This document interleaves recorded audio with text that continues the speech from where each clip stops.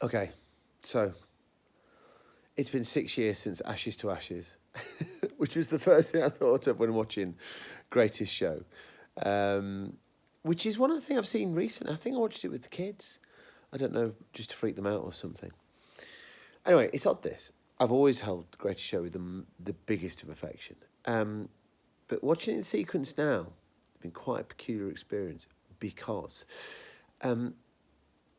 this almost feels like a tiny bit step back in terms of the characterisation of the Doctor. He seems a little bit more petulant in this than my plutonic Seventh Doctor. This idea that he's going to go and he doesn't really seem to care what Ace's perception is. Of course, that may not be true. It might not be accurate in so much as this Doctor has hidden depths, doesn't he? So anyway, we shall move on from that. This looks great. And it is back to that sort of thing that Happiness Patrol was doing where you don't... I can't think of another television programme that does images like this. And yes, okay, this is leaning heavily into Bowie, I think.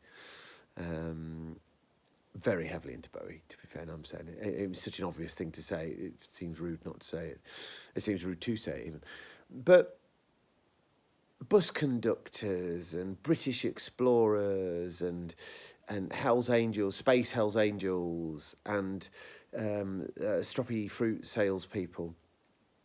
It's just so gloriously weird. And of course, the circus is a fantastic backdrop to all that. That kind of validates all the weirdness within the context of Doctor Who. I have to say, something just bobbing into the TARDIS seems a little bit of a... It's underplayed, isn't it? I think that one of my academic, I was going to say, one of my Doctor Who critics is going to suggest at some point that the Doctor's encouraged this to happen. But by the by.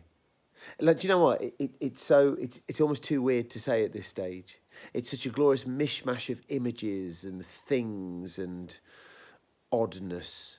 God knows what people who weren't Who fans... Well, nobody was watching it, were they? That's the killer thing. This is just proper glorious weirdness. Let's leave it at that.